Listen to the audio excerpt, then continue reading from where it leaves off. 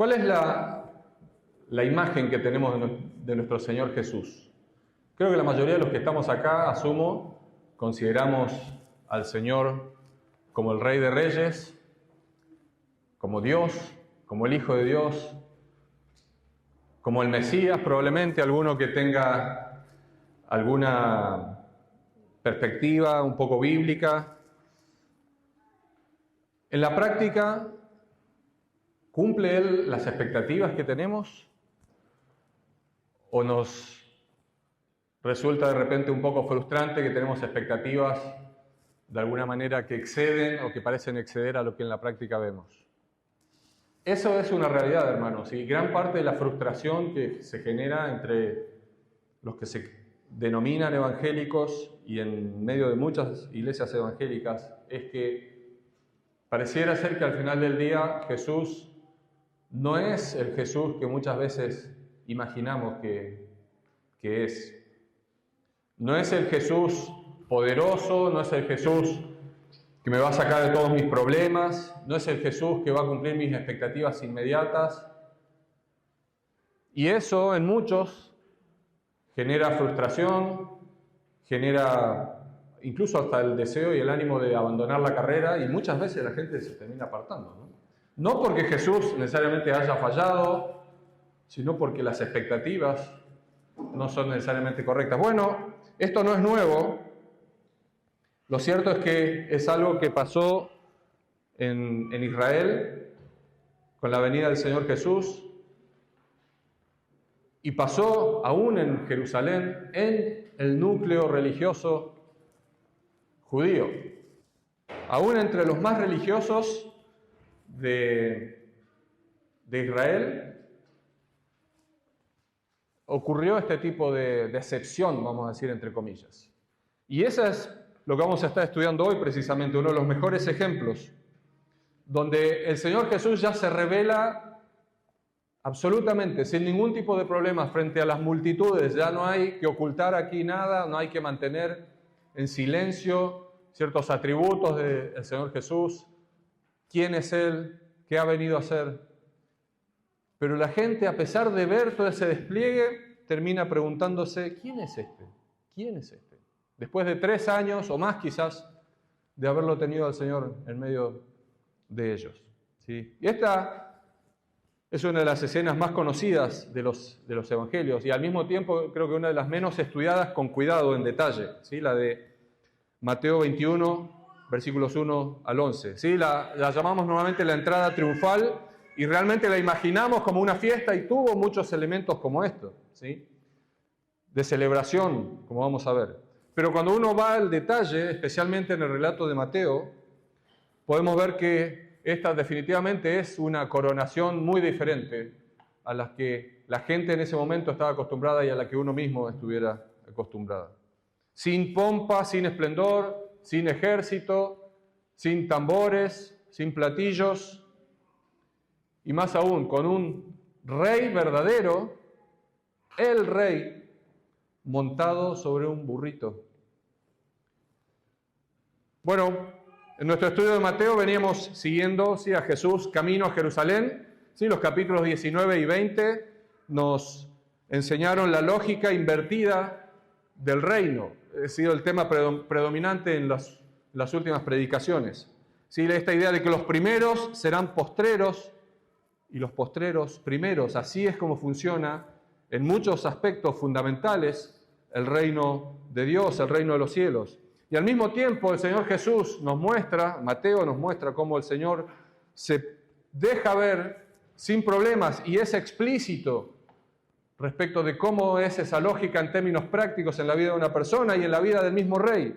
En Mateo 20, 28, Jesús declara que el Hijo del Hombre no vino para ser servido, sino para servir y para dar su vida en rescate por muchos. Y la semana pasada veíamos a 2 ciegos, 2 que son de los últimos en la lista socioeconómica e incluso religiosa del momento, gritar y clamar al costado del camino, Hijo de David, reconociéndole como el Mesías prometido y clamando por misericordia. Y veíamos en ese pasaje cómo ellos fueron sanados y también le siguieron al Señor. Bueno, hoy el rey llega por fin a la ciudad, a la anhelada Jerusalén. Este viaje que ha comenzado en Galilea, que ha tenido sus idas y vueltas, a pesar de que Mateo nos lo narra en forma concisa en 2 capítulos, está llegando a su destino. Y es interesante que a pesar de la aclamación que hace la multitud, termina el pasaje en el versículo 10 con una pregunta de muchos, que hoy también probablemente algunos están haciendo y que quizás vale la pena que nos hagamos nosotros. ¿Quién es este verdaderamente? ¿Quién es este Jesús? Bueno, el punto central, si tuviéramos que resumir el sermón, podríamos decir que Jesús entra a propósito a Jerusalén. Él es el que orquesta las cosas. Aquí no hay un plan B, este es el plan A. Jesús entra como el rey, el Mesías prometido, el hijo de David, pero él entra como un rey manso. Y eso es algo enfático aquí en el pasaje de Mateo. Él entra como un rey manso cumpliendo lo que se ha escrito acerca de él. No porque él personalmente quiera cambiar las cosas aquí a partir de lo que ha visto. Él tiene que cumplir con lo que se ha escrito de él. Y así define entonces qué clase de rey es. Y obliga a las personas entonces a preguntarse, bueno, ¿quién es verdaderamente este Jesús? Por un lado, las personas le reconocen como el Mesías, van avanzando en su entendimiento de quién es el Señor Jesús, pero al mismo tiempo el pasaje nos deja ver que ese entendimiento puede quedarse a medio camino y no ser suficiente para conocer y entender verdaderamente quién es nuestro Señor. El Hijo de David, pero que también es el Hijo de Dios. Vamos a leer Mateo 21, versículos 1 al 11. Mateo 21, versículos 1 al 11. Dice así la palabra del Señor. Cuando se acercaron a Jerusalén, vinieron a Betfagé, al monte de los olivos. Jesús envió 2 discípulos diciéndoles, id a la aldea que está enfrente de vosotros y luego hallaréis una asna atada y un pollino con ella. Desatadla y traédmelos. Y si alguien os dijere algo, decid, el Señor los necesita, y luego los enviará. Todo esto aconteció para que se cumpliese lo dicho por el profeta cuando dijo, decid a la hija de Sión, he aquí, tu rey viene a ti, manso y sentado sobre una asna, sobre un pollino, hijo de animal de carga. Y los discípulos fueron e hicieron como Jesús les mandó, y trajeron el asna y el pollino, y pusieron sobre ellos sus mantos, y él se sentó encima. Y la multitud, que era muy numerosa, tendía sus mantos en el camino, y otros cortaban ramas de los árboles y las tendían en el camino. Y la gente que iba delante y la que iba detrás aclamaba diciendo, Hosana al Hijo de David, bendito el que viene en el nombre del Señor, Hosana en las alturas. Cuando entró él en Jerusalén, toda la ciudad se conmovió diciendo, ¿quién es este? Y la gente decía, este es Jesús, el profeta de Nazaret de Galilea. Oremos, hermanos. Amado Padre, te queremos pedir una vez más que nos ayudes en la meditación de la palabra, que a través de tu Santo Espíritu nos permitas enfocarnos en el pasaje, entenderlo, entender realmente lo que tienes para enseñarnos a través de él. Y ayúdame, Señor, por favor, a ser claro en la exposición, a ser preciso. Ayúdame, Señor, a ceñirme a la Escritura. Ayúdanos, Señor, también a estar atentos y que seas tú obrando en nuestros corazones. A ti, Señor, sea la gloria en el nombre de Jesús. Amén. A modo de bosquejo, el pasaje de hoy podemos ver 3 partes, ¿sí? O 3 puntos principales que nos muestra aquí Mateo en estos 11 versículos. En primer lugar, Mateo deja claro que el rey es el que toma la iniciativa. ¿Sí? Aquí el Señor Jesús nos está dejando llevar por las cosas. Él toma la iniciativa, Él es el que ordena todas las cosas. En segundo lugar, el pasaje nos permite ver qué clase de rey es este, ¿sí? El rey manso, del cual ya Zacarías había profetizado. Y en tercer lugar, bueno, el pasaje termina con una pregunta que los mismos que están ahí en Jerusalén se hacen, ¿no? Y que podemos hacernos nosotros también. ¿Quién es este? ¿Quién es este? Entonces, vamos con el primer punto. El rey toma la iniciativa. El rey toma la iniciativa en dos partes de versículos, aquí en dos secciones. Primero 1 al 3 y después 6 y 7, dejando 4 y 5 para el segundo punto. Es interesante cómo Mateo ordena aquí el material. Lo primero que vemos aquí es lo que decíamos. El Señor Jesús tiene el control hasta en el más mínimo detalle. Él no es arrastrado por los hechos, Él no es influenciado en el sentido de que le van a hacer cambiar de opinión por las amenazas que está recibiendo o por la misma algarabía del pueblo en su deseo de proclamar a Jesús como Mesías. El Señor está en control. El versículo 1 dice: cuando se acercaron a Jerusalén y vinieron a Betfagé, al monte de los olivos, Jesús envió 2 discípulos. Aquí estamos en el monte de los olivos. Para los que tienen un poquito una idea, yo no he estado en Jerusalén, pero uno se ubica en el mapa. Está Jerusalén, el monte de los olivos está hacia el este de la ciudad. Y Betfagé era el lado este del monte de los olivos. Es decir, estamos ya en lo que sería el límite del Gran Jerusalén, si así podríamos llamarlo. Entonces recuerden, Jerusalén, al este está el monte de los olivos, y al este del monte de los olivos, sobre la ladera este, está Betfagé. En esta ciudad, Jerusalén, que se está preparando, como ya hemos mencionado en otras oportunidades, para la Pascua. Se acerca el tiempo de la Pascua y miles de personas están viajando hacia Jerusalén. Es probable que ya la ciudad esté colapsada, quizás los lugares donde normalmente las personas se pudieran acomodar están reservados. El Señor Jesús decide irse hacia el este, hacia el monte de los olivos y más allá. Sabemos por otros pasajes también que tiene conocidos, tiene amigos por allá. Pero el punto del monte de los olivos es importante, no necesariamente porque aquí el pasaje haga un caso particular, pero sí pensando en el rey. Tiene una resonancia mesiánica. Zacarías 14:14 deja claro que cuando el Señor vuelva a establecer definitivamente su reino, en su segunda venida, va a poner sus pies sobre el monte de los olivos. Zacarías 14:4, perdón. Si lo leemos desde el 3, dice: y después saldrá Jehová y peleará con aquellas naciones como peleó en el día de la batalla, y se afirmarán sus pies en aquel día sobre el monte de los olivos, que está enfrente de Jerusalén, al oriente. Y el monte de los olivos se partirá por en medio hacia el oriente y hacia el occidente, haciendo un valle muy grande. Y la mitad del monte se apartará hacia el norte y la otra mitad hacia el sur. Tremenda profecía, con lujo de detalles. Y una de las cosas que nos muestra Mateo, como en este pasaje, es que los detalles son importantes. Se cumplen. No que ya se haya cumplido ese pasaje, pero sabemos que si el Señor lo ha prometido, el Señor lo cumplirá. Cerramos paréntesis sobre el monte de los olivos, ¿sí? Ahora, el pasaje aquí en Mateo nos deja ver lo que venimos mencionando, cuánto el Señor Jesús conoce de antemano, ¿sí? Versículos 2 y 3 dice: id a la aldea.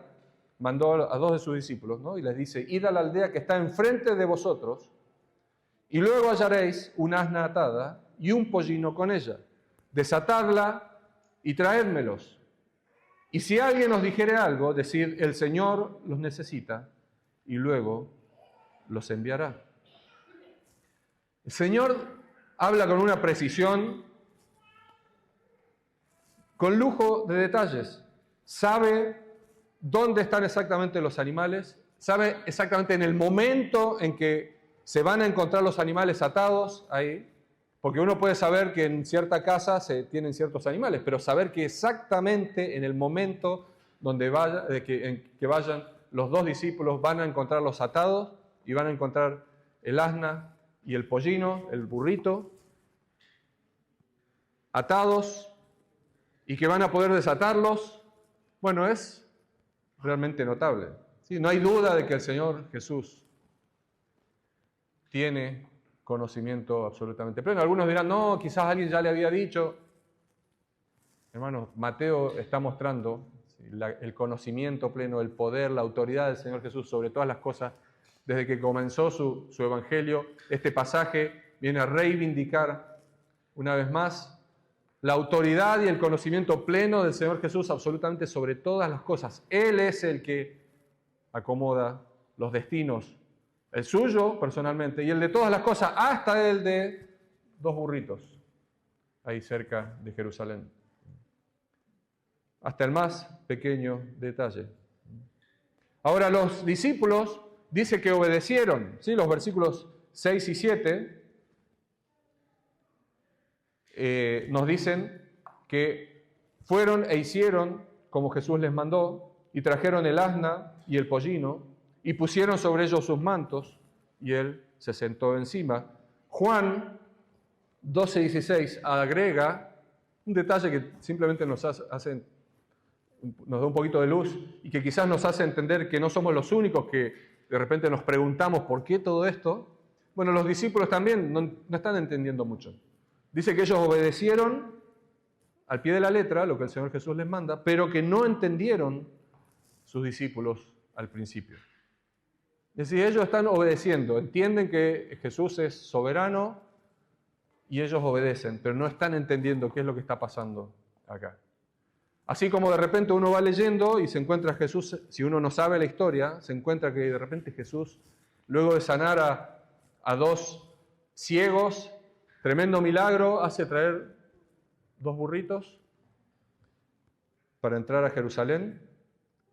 Bueno, está claro, ¿no?, que el Señor está ordenando las cosas según su buena y perfecta voluntad. Y esto incluye lo que Él ya ha anunciado desde hace tiempo, que Él debe ir a Jerusalén y que va a padecer a mano de los líderes, que va a sufrir violencia, va a ser crucificado, pero que al tercer día resucitará. Ese es el plan, ese no es la consecuencia solo del pecado de la gente y del rechazo de los judíos a Israel y de la maldad de los romanos para la ejecución de las personas. Ese es el plan de Dios. Y Jesús vino para cumplirlo y Jesús se mantiene en control en todo momento. Bueno, los demás evangelios, volviendo ya a la escena, nos hacen ver que en realidad el primer pollino, como se le llama aquí, el primer burrito, o sea, el chiquitito, no había sido montado nunca. Marcos 11:12. Es decir, una señal de honra, se entiende.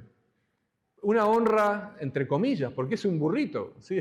Uno pensaría en honra, bueno, un caballo blanco, sucedido por toda una legión de soldados, con carros. No, un burrito, pero un burrito que nunca ha sido montado.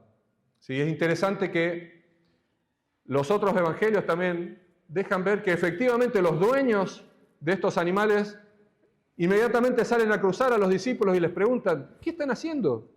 Y ellos responden exactamente con las palabras que el Señor Jesús les dijo que hicieran, y los dueños entonces los dejaron ir perfectamente, con el compromiso de que después los van a traer, ¿sí? También eso es importante. Por causa del reino uno se va a llevar prestado algo que después no va a devolver.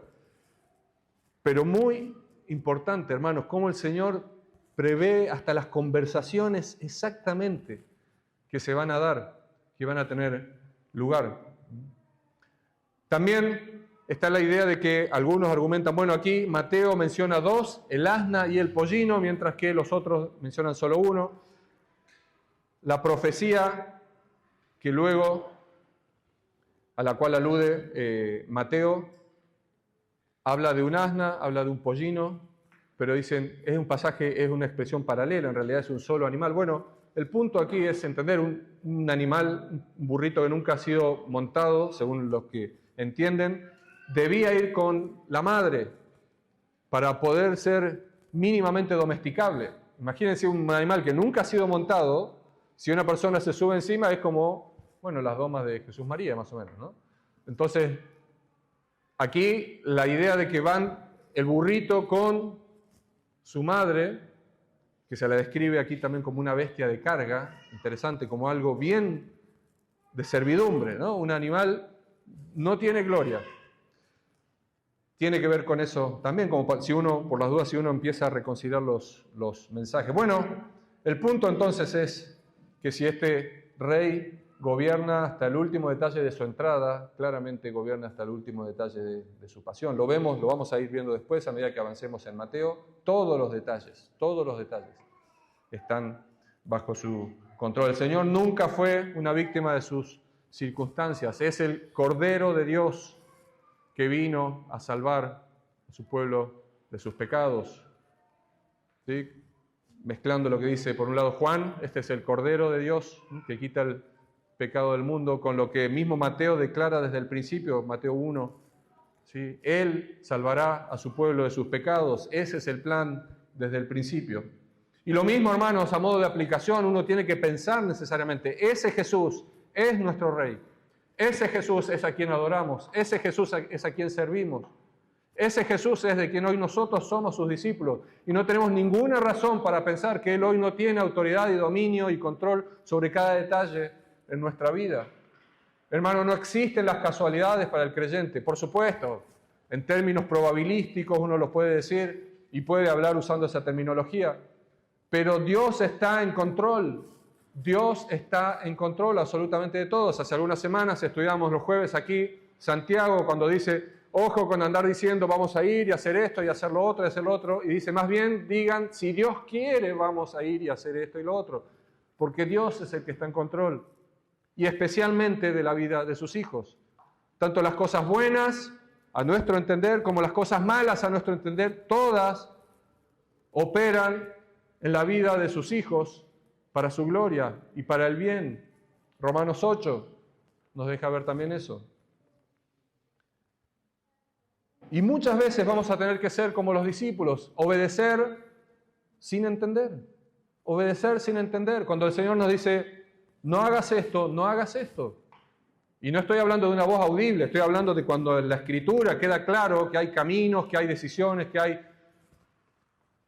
aspectos en nuestra vida que tenemos que evitar o corregir, decisiones difíciles muchas veces, pero si a la luz de la Escritura es algo evidente que tenemos que hacer, aun si no lo entendemos, tenemos que obedecer, porque Dios está en control, Él es soberano y eventualmente, si no es aquí, cuando estemos en la gloria, quizás lo entendemos. Dios opera su buena voluntad. Avanzamos. ¿Qué clase de rey? Segundo punto, versículos 4 y 5. Si volvemos a Mateo 21, dice, todo esto aconteció para que se cumpliese lo dicho por el profeta cuando dijo, decid a la hija de Sión, he aquí tu rey viene a ti manso y sentado sobre una asna, sobre un pollino, hijo de animal de carga. Interesante como Mateo, una vez más, después de bastante tiempo que no lo hacía, nos vuelve a conectar con los profetas del Antiguo Testamento. Esta es una fórmula, ¿sí? La del versículo 4, cuando dice, todo esto aconteció para que se cumpliese lo dicho por el profeta. Cuando dijo, ya lo hemos visto en otras oportunidades, Mateo ha usado esta fórmula de cumplimiento una y otra vez, por lo menos 10 veces en el Evangelio de Mateo aparecen expresiones equivalentes. Ahora, esta es la primera vez en esta nueva sección que se está inaugurando, que es ya en Jerusalén. Esta es la última vez que el Señor Jesús se está dirigiendo hacia Jerusalén. No tenemos otras registradas en Mateo, así como esta. Sabemos por los paralelos que el Señor Jesús ha ido en varias oportunidades, por los otros sinópticos, pero en Mateo es bien organizado en la forma en que Él va relatando lo que Él quiere transmitir, y Él nos está dejando Jerusalén para el final. Jerusalén efectivamente fue la escala final del Señor Jesús, el ministerio público de Él. Y se está abriendo aquí este capítulo y comienza este capítulo una vez más, como ya lo ha hecho Mateo en otras oportunidades, conectando lo que está viviendo el Señor Jesús, lo que está ocurriendo con lo que se ha dicho sobre el Mesías, profecías mesiánicas. Y aquí lo que hace Mateo es citar dos textos. O sea, si uno lo lee rápido, pareciera ser que está citando solo Zacarías 9, versículo 9, que vamos a leer enseguida. Pero lo cierto es que comentaristas aquí concluyen que lo que está haciendo es una combinación de dos versículos. Cuando dice, decid a la hija de Sión, he aquí tu rey viene a ti, manso y sentado sobre una asna, sobre un pollino, hijo de animal de carga, versículo 5. Decida a la hija de Sión es una expresión que aparece en Isaías 62, 11, que dice, decida a la hija de Sión, he aquí viene tu Salvador, Isaías, también en una alusión mesiánica. El resto de lo que Mateo estaba mencionando aquí, tu rey viene a ti manso y sentado sobre una asna, sobre un pollino, hijo de animal de carga, entendemos, Mateo lo está citando desde Zacarías, capítulo 9, versículo 9. El mismo Zacarías que recién leímos, que dice en el capítulo 14 que el Señor va a posar sus pies sobre el monte de los olivos. En Zacarías 9:9 dice, alégrate mucho, hija de Sión, tu rey vendrá a ti, justo y salvador, humilde y cabalgando sobre un asno. Bueno, aquí hay que tener presente, por un lado, los judíos del primer siglo, la mayoría de ellos usaban la traducción al griego del hebreo del Antiguo Testamento. Es decir, ellos usan el griego que ya aparece en una traducción que es la Septuaginta, que no necesariamente es una traducción inspirada, ¿sí? Mientras que nosotros, cuando vamos a Zacarías, lo que estamos haciendo es leer la traducción al español del hebreo, de los manuscritos que tenemos más antiguos, ¿sí? Del hebreo. Entonces, muchas de las diferencias que aparecen entre lo que Mateo está citando y lo que nosotros estamos viendo en Zacarías tienen que ver con eso, que Mateo probablemente está usando la Septuaginta, pero aún si no lo hiciera, lo que sabemos de Mateo es que Mateo edita las cosas según lo que él quiere decir también. Él selecciona algunas palabras, algunas expresiones, sin distorsionar el mensaje, pero para hacer énfasis en el mensaje que él quiere transmitir. Lo decisivo aquí es que Mateo deja ciertas cosas afuera de Zacarías, omite, por ejemplo, el júbilo, alégrate mucho, da voces de júbilo, no lo menciona Mateo, Zacarías sí. Y las palabras justo y salvador, que también incluye Zacarías, tampoco las incluye Mateo en su cita. Sin embargo, sí se queda con una que para nosotros probablemente sería la menos descriptiva, del rey en su entrada triunfal. Dice manso, se queda con esa expresión. Bueno, sabemos, no es un descuido, no es que Mateo no conocía las Escrituras, es el énfasis que Mateo está queriendo dar. Y esto es lo importante, cuando uno lee, a veces la tentación es ir a los otros pasajes, a los paralelos en este caso, ¿sí? Este episodio de la entrada triunfal es uno de los pocos episodios que en detalle narran Mateo, Marcos, Lucas y Juan, los 4 evangelios. Entonces la tentación es ir y complementar todo con lo que están diciendo los otros, como para tener un mejor entendimiento. Bueno, está bueno eso, para tener más datos de contexto y demás, pero quizás haciendo eso nos terminamos perdiendo de qué es lo que Mateo nos está queriendo decir. Tenemos que tener cuidado ahí. No es que esté mal hacerlo, tenemos que saber cuáles son los riesgos, qué es lo que ganamos y qué es lo que podemos perder. Bueno, Mateo quiere que veamos, ¿sí?, por encima de todo la mansedumbre de este rey. Y nota aquí que él no deja de decir que este es el rey. Dice, tu rey viene a ti, tu rey viene a ti. Esta profecía de Zacarías se está cumpliendo en este momento, o se cumplió en ese momento, dice. Mateo escribe años después de que esto sucedió, ¿no? Pero Mateo está presente ahí, él es uno de los 12. Él lo vio con sus propios ojos. Mateo está diciendo, usando el presente, esto es lo que profetizó Zacarías. Esto se cumplió en este momento.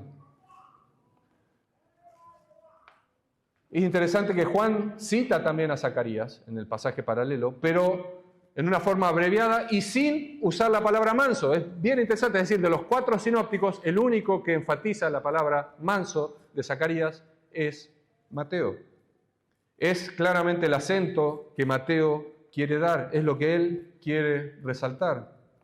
Y esta es la clase de rey que está entrando a Jerusalén. La palabra aquí que se traduce como manso, praus, es la misma palabra de las bienaventuranzas. Mateo 5:5, ¿se acuerdan? Bienaventurados los mansos. Cuando Jesús está describiendo las características de los ciudadanos del reino en esa lista de bienaventuranzas, los pobres en espíritu, los mansos, es una característica de los ciudadanos del reino. Y es la misma característica con la que él se describe a sí mismo y con la que él instruye en Mateo 11:29 a sus discípulos a imitarlo. Dice, aprended de mí, que soy manso y humilde de corazón. Y ahí empezamos a entender un poquito hacia dónde va todo esto y por qué el pasaje termina como termina. Él no es el rey político, militar, glorioso que muchos estaban esperando. Él es el rey, él entra como un rey. Mateo lo confirma diciendo, he aquí tu rey. Este es el rey. Mateo está diciendo, el rey está ingresando a Jerusalén, pero este rey es distinto al que se esperaba. Zacarías ya lo había dicho, viene humilde, viene sobre un asno, no viene sobre un caballo de guerra. Es un rey, en principio, de paz. No es un rey que viene ya a conquistar, es un rey que viene a mostrar una lógica distinta, una lógica invertida en un reino totalmente diferente al que las personas podrían estar imaginando. Que no quita lo que la gente está esperando, pero no en este momento, no en esta entrada, no en esta venida del Señor Jesús. Y es totalmente coherente con lo que Jesús acaba de enseñar, Mateo 20, versículos 25 al 28, lo vimos hace algunas semanas, dice, los gobernantes de las naciones se enseñorean sobre ellas, mas entre vosotros, decía el Señor Jesús, no será así. El que quiera ser el primero será vuestro siervo. Es decir, el Señor Jesús ya lo viene diciendo y Mateo lo viene enfatizando. El rey que entra montado sobre un burrito es el rey que vino a servir. Hermanos, la encarnación del Señor Jesús fue el tiempo de humillación, no de su glorificación. No vino a destruir Roma, vino a vencer el pecado. No vino a hacer la guerra con los romanos, vino a comprar nuestra paz con Dios. Es muy importante, hermanos, entender esto. Por un lado, en cuanto a la perspectiva escatológica de los tiempos y dispensacional, los tiempos de Dios en el plan soberano de Dios. No quita lo por venir, como veíamos en Zacarías. Por eso ese pasaje es importante. Él viene a pelear contra las naciones enemigas. Él va a poner su pie sobre el monte de los olivos y dice que poniendo sus pies el monte se va a partir. Tremendo. Pero ese no es el tiempo. Este no es el tiempo. Y ese, en su primera venida, no fue el tiempo. El rey vino, pero vino manso y montado en un burrito. Y así entonces llegamos o vamos a la respuesta que nos exige, ¿sí?, el pasaje. Los versículos 8 al 11, volviendo a Mateo 21. Y la multitud, que era muy numerosa, tendía sus mantos en el camino, y otros cortaban ramas de los árboles y las tendían en el camino, y la gente que iba delante y la que iba detrás aclamaba diciendo, Hosana al Hijo de David, bendito el que viene en el nombre del Señor, Hosana en las alturas. Cuando entró él en Jerusalén, toda la ciudad se conmovió, diciendo, ¿quién es este? Y la gente decía, este es Jesús, el profeta de Nazaret de Galilea. Entra el rey y hay una respuesta, claramente. Hay una respuesta. No es como en otras oportunidades que Jesús anda con perfil bajo, quizás, para que no lo vean, para no llamar la atención. Se acabó ese tiempo. Este es el tiempo de darse a conocer. Pero este es el tiempo de darse a conocer tal cual Él vino. Como un rey, pero también como humilde. Y así entonces es como Mateo nos muestra diferentes respuestas. Por un lado, la multitud que lo acompaña, esta multitud que lo viene siguiendo desde Galilea. Comienza el capítulo 19 diciendo que una multitud ya lo va acompañando camino hacia Jerusalén. Termina el capítulo 20 y vuelven a mencionar la multitud que lo está siguiendo, la multitud que está siguiendo al Señor.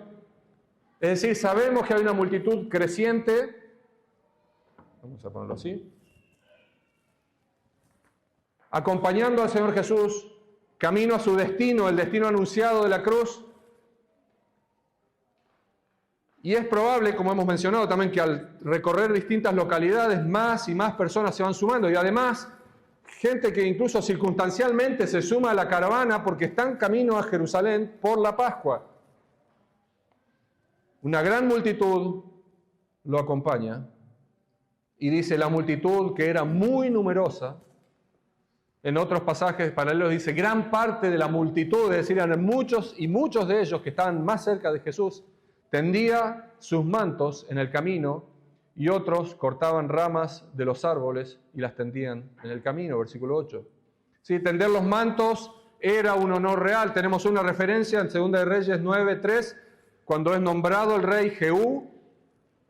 Dice que tomó apresuradamente su manto y lo puso debajo de Jehú y dijeron, Jehú es rey. 2 de Reyes 9:13. Y las ramas eran también una señal de festividad, una señal de bienvenida. Juan nos da el detalle que eran ramas de palmera. Hay que ver ahí qué palmeras eran. Mateo no dice nada, dice ramas de los árboles que tomaban las personas. Pero tomaron las ramas para recibirle. Dice que las iban poniendo también delante de él, las moverían.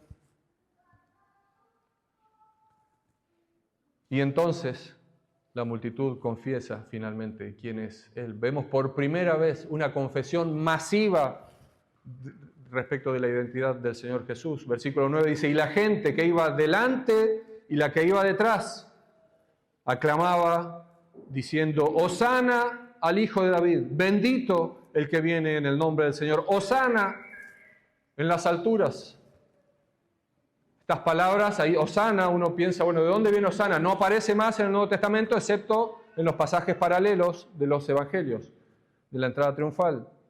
Son del Salmo 118, versículos 25 y 26. Sin la expresión el Hijo de David, ahí dice, sálvanos ahora, y esa expresión es la que se expresa aquí o se traduce como Hosana, ¿sí? Sálvanos ahora. Bendito el que viene en el nombre de Jehová, dice el Salmo 118. Y era el último de los salmos que se cantaba en la Pascua. Interesante.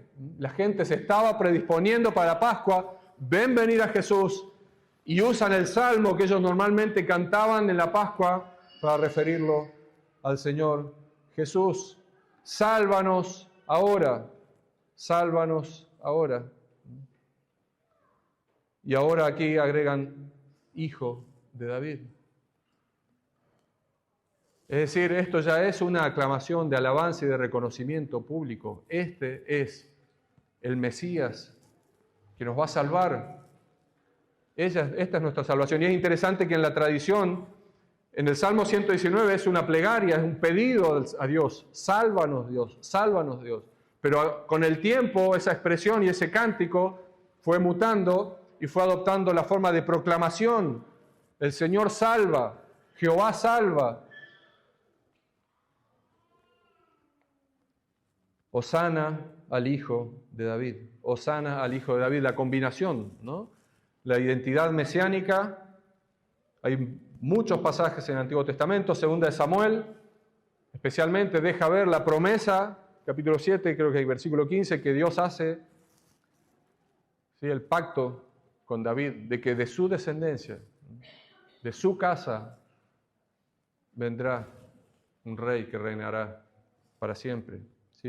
Isaías, Jeremías, otros pasajes también que nos ayudan a ver, ¿sí?, la idea de que el Mesías, el que va a venir a reinar efectivamente, el rey de este reino prometido, que reinará desde Jerusalén, será de la casa de David, es decir, descendiente de David. Esa es la idea de hijo de David. Y noten aquí que agrega, bendito el que viene, bendito el que viene. De alguna manera repitiendo lo que Mateo ya ha dicho al citar Zacarías, el rey viene a ti. La misma gente lo está reconociendo, bendito el que viene, este es el rey que viene.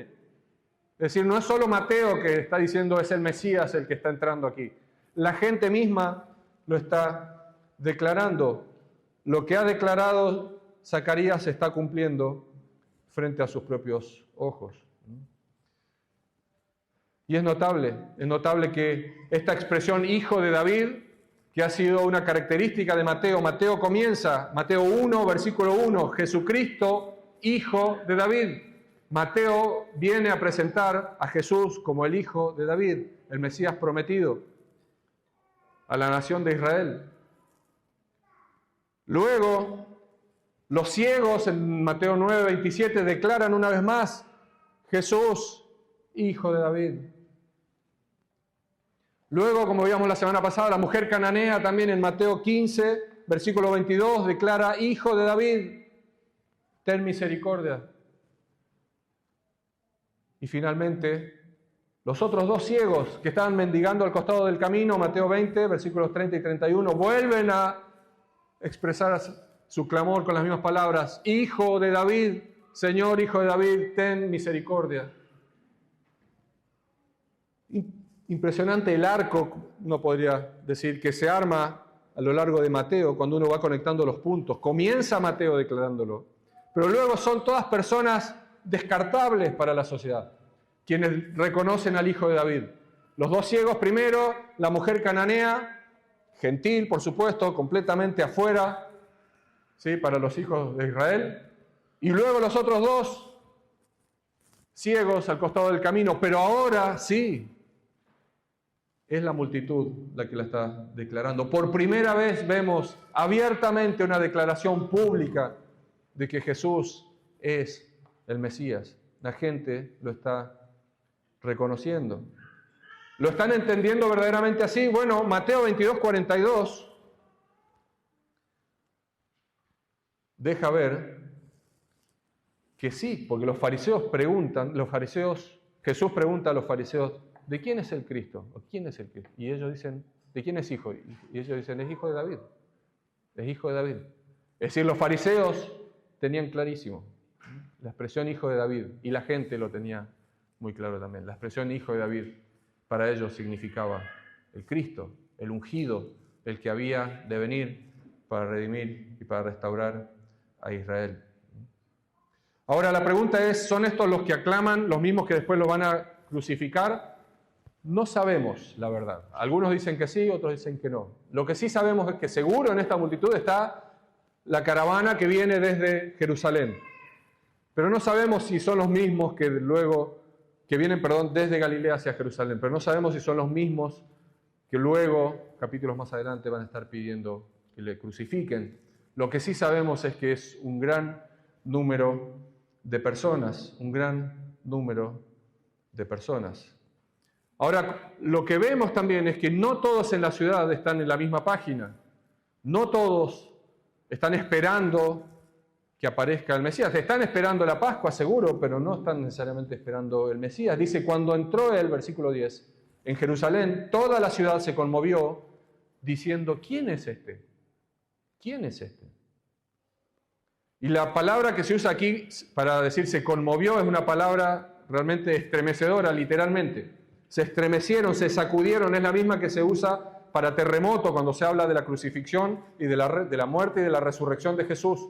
cuando se removió la piedra se estremeció. Cuando murió Jesús se estremeció la tierra y se abrieron las tumbas. Es la misma palabra, muy importante, que usa Mateo para describir lo que sucedió con Herodes y Jerusalén cuando se enteraron que un niño había nacido, pero que era el rey de los judíos. ¿Se acuerdan? Mateo 2, lo estudiamos hace mucho tiempo. Vienen estos sabios de Oriente, van directamente a Herodes y le preguntan, ¿dónde está el rey de los judíos que ha nacido? Y dice que se turbó Herodes profundamente, se conmovió, y toda Jerusalén con él. Qué interesante, y no es casualidad. Mateo va conectando esto y nos deja ver que así como el nacimiento de Jesús impactó, la noticia del nacimiento del rey impactó profundamente y conmovió a Jerusalén y aún los líderes, la entrada del rey ahora, por más humilde que sea, conmueve profundamente a Jerusalén una vez más. De la misma manera, 30 o más años después. Notable, notable. Pero la respuesta se queda corta, porque ellos le están reconociendo como el Mesías, pero evidentemente no se terminan de dar cuenta quién es este Jesús. La pregunta es, ¿quién es este? ¿Quién es este? Se conmueven profundamente y eso motiva, dispara una pregunta. ¿Quién es este? La pregunta es correcta. Porque si aún no le has conocido, si has escuchado de Jesús de lejos o si tienes una visión distorsionada de Jesús, esa es la pregunta que te tienes que hacer realmente. ¿Quién es este? ¿Quién es este? Porque hay respuestas para esa pregunta. Hay respuestas. Dios mismo se encargó de dar respuesta. Pero lo interesante es que la respuesta que los mismos judíos y la misma multitud empieza a elaborar para esa pregunta que la gente de Jerusalén está haciendo, parece quedarse corta. Dice, y la gente decía, este es Jesús, el profeta de Nazaret de Galilea, en el versículo 11. Jesús el profeta, una alusión claramente a los profetas del Antiguo Testamento, y podemos ir desde Moisés, ¿sí? Recuerden Deuteronomio 18:15, dice, profeta te levantará Jehová tu Dios, a él oiréis. Es decir, ellos están esperando un profeta como Moisés. Ellos saben que Dios ha usado sus profetas para hablar al pueblo, para traer revelación también al pueblo. Y Jesús en ese sentido es profeta. Jesús habla en nombre de Dios. Jesús habla palabra de Dios. Jesús trae revelación. Sin duda que el oficio de profeta el Señor Jesús lo ejerció también en su primera venida. El punto ¿es solo un profeta? ¿Es solo un profeta? Bueno, claramente no alcanza. No es solo un profeta. Y es el mismo paso a medias que ya vimos en Mateo 16, versículo 14. ¿Se acuerdan ahí cuando Jesús solo está conversando con sus discípulos? Y Jesús le pregunta, ¿quién dice la gente que soy yo? ¿Quién dice? Y los discípulos entonces empiezan a decirle, bueno, ¿qué es lo que la gente piensa acerca de Jesús? Dice, unos Juan el Bautista, otros Elías, o alguno de los profetas. Pero ahí vemos la gloriosa declaración de Pedro, ¿sí? Que dice, en cambio, cuando Jesús le dice, bueno, ¿y ustedes quiénes dicen que soy yo? Y Pedro dice, tú eres el Cristo, es decir, tú eres el Mesías, tú eres el Hijo de David, pero tú eres el Hijo del Dios viviente. La multitud avanza, parece avanzar hasta la primera mitad. Y no vamos a decir más de lo que dice, pero parece dejar claro eso. Ellos están reconociendo esta primera, hace un avance muy significativo de pensar que era solo un profeta o solo alguien que tenía cierto poder. Ahora le reconocen como el Hijo de Dios. le reconocen, perdón, como el hijo de David, que además trae palabra porque es profeta. Es decir, se van acercando,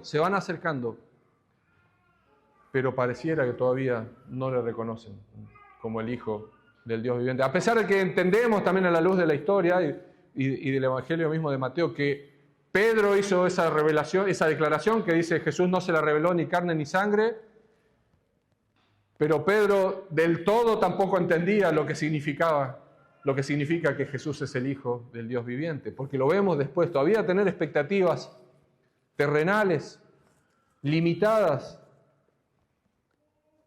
Bueno, así es como el rey manso entra a la ciudad, a la gloriosa Jerusalén, desde la cual él va a reinar, pero no todavía en esta primera llegada. Detalles que podríamos mencionar: Lucas registra que cuando Jesús se acerca, él llora por la ciudad. Jesús, entrando mansamente, llora en Lucas 19:41, dice, cuando llegó cerca de la ciudad, al verla, lloró sobre ella. ¿Por qué? Porque no conoció el tiempo de su visitación. Y eso confirma la idea de ellos no se están dando cuenta quién es verdaderamente en todos los aspectos Jesús, el Hijo de David. El rey manso llora al entrar a la ciudad porque entiende que la ciudad no le reconoce. En el fondo, más allá de la algarabía, más allá de la conmoción, no le reconocen, no le entienden. Y por eso lo que sigue es muy importante entender también el contexto, así como el pasaje se conecta con lo que Mateo viene contando, también se conecta con lo que viene después. Apenas entra Jesús, va al templo y lo primero que va a hacer es limpiar el templo, sacar a los mercaderes que están ahí haciendo negocios, sanar ciegos, sanar cojos. Y cuando los niños van a gritar y a clamar, Hosana, hijo de David, él los defiende citando un salmo en el cual se alude claramente a la alabanza que solo a Dios corresponde. Es decir, Jesús no calla a los niños, que al contrario les dice a los líderes que están cuestionando a los muchachos, le dice, de ellos es la alabanza, de la boca de los niños, en la boca de los niños ha puesto la alabanza. En Jerusalén, el Señor va a mostrar ahora que Él es más que un profeta. Él es más que un profeta. Y lo vamos a ver en las próximas secciones y capítulos. Pero sí, la pregunta del capítulo 10, del versículo 10, creo que vale la pena que nos la hagamos. Así como ellos se hicieron la pregunta correcta. ¿Quién es este? ¿Quién es este Jesús? ¿Quién es este Jesús para ti? ¿Quién es este Jesús para usted? ¿Qué expectativas tiene usted respecto de Jesús? Porque, querido amigo, por más buenas que puedan ser esas expectativas, si no se condicen con la realidad, tarde o temprano, usted va a ir a una frustración, va a chocar contra la pared de la realidad. Porque Dios se ha revelado para que le conozcamos, no para que cada uno siga a su propio ídolo. Y con eso me refiero al Jesús que uno se puede inventar en su propio corazón, al Dios que uno se inventa en su propio corazón. El Dios que solo viene a salvarte cuando estás en problemas, el Dios que solo está ahí para lo que tú necesitas, pero las decisiones las tomás vos. Vos sos el que decide cuándo avanzás en la fe, cuándo obedeces y cuándo no. Pero cuando lo necesitas, ahí sí querés que Él responda. Cuando necesitas que Él venga con poder, ahí sí lo estás esperando y ahí sí estás clamando a Él. Bueno, déjeme decirle, ese no es el Dios de la Biblia. El Dios de la Biblia es el que ordena absolutamente cada detalle de la vida de los justos y de los injustos. Aún la impiedad que ocurre no escapa al control soberano de Dios, así como el rechazo de los judíos y de los líderes judíos y la crucifixión a manos de los romanos nos deja ver Hechos 2, el mismo apóstol Pedro predicando frente a los judíos, le dice, este que fue elegido destinado por el predeterminado consejo de Dios, ustedes le mataron. Y es así esa maravilla, la soberanía de Dios y la responsabilidad humana van siempre de la mano. Y ustedes me van a decir, ¿y cuál es más importante? Las dos son importantes. Las dos son importantes. Dios sigue su plan y Dios se ha manifestado para que no quede ninguna duda de quién es Él, para que toda rodilla se doble. Y si no se dobla ahora, hermano, usted, amigo, tendrá que doblarse en el momento que usted no quiere hacerlo.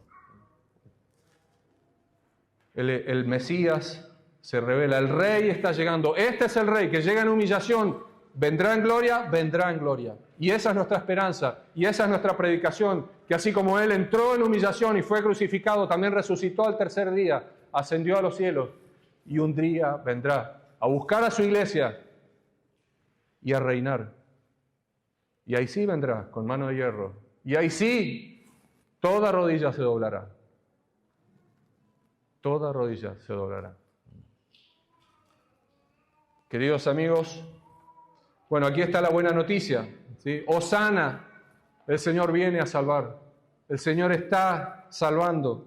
Y el Señor vino y hoy está sentado a la diestra del Padre, intercediendo por sus hijos, y esperando la consumación, esperando hasta que el último de los escogidos venga a arrepentimiento. Por eso seguimos predicando y por eso todavía la puerta está abierta. Por eso todavía, como dice la palabra, hoy es el tiempo aceptable, hoy es el día de salvación. Este es el Rey que vino humildemente, camino a la cruz, a dar su vida en rescate por muchos. Y su propia ciudad no le recibió, su propio pueblo no le recibió. A los suyos vino, dice Juan 1:11, mas los suyos no le recibieron. Pero avanza en Juan 1:12, pero a los que le recibieron, a los que creen en su nombre, les dio potestad de ser hechos hijos de Dios. Y esa es la promesa. Y eso es lo que hoy se predica. ¿Es Jesús un genio de la lámpara que lo llamamos solo cuando lo necesitamos? ¿Es Jesús solo un buen maestro? ¿Es Jesús solo un ejemplo moral? No te quedes con esos ídolos. Jesús es el Rey que hoy vive y reina desde el cielo y un día vendrá. Y un día vendrá. Y hoy ofrece arrepentimiento y salvación. ¿De qué? Salvación no de este gobierno, no de los misiles que nos pudieran caer. Salvación de la condenación a la cual tu propio pecado te está llevando. Si no te has arrepentido genuinamente, sinceramente, si todavía estás peleando con Dios, despotricando contra Él porque no te bendice de la manera que tú crees que te tiene que bendecir, este es el momento que consideres que lo que Él vino a hacer es mucho más importante que lo que tú piensas que Él puede hacer por ti. Él vino para dar su vida por tus pecados, para que todo aquel que en Él cree no se pierda, mas tenga vida eterna. Y este Rey, que hoy está vivo, es el que Juan 6:37 también dice, al que a mí viene, no le echo fuera. Preciosa promesa del Señor. Que el Señor nos bendiga, que el Señor nos permita reconocerle tal cual Él es, que el Señor nos permita darle la gloria al Hijo de David y al verdadero Hijo de Dios. Oremos. Amado Padre Celestial, te agradecemos por tu palabra y te pedimos en el nombre de Jesús que la uses en nuestras vidas en primer lugar, para que podamos conocerte verdaderamente. Y Señor, ayúdanos a ser diligentes en escudriñar la palabra, en estudiarla, Señor. Tenemos este tesoro tan precioso, esta palabra viva, que muchas veces ahí la olvidamos, tenemos la Biblia ahí juntando tierra, perdiendo el tiempo en cosas absolutamente vanas, afanados por las cosas del mundo. Señor, ayúdanos a reconocerte por quien eres verdaderamente. No dejes que nos engañemos, nos dejes, Señor, que perdamos más tiempo. Y si alguien aquí todavía no ha confesado a Cristo como el Rey de Reyes y como el Señor y Salvador de su vida, oramos por salvación de esas vidas. A ti, Señor, sea la gloria, en el nombre de Jesús. Amén.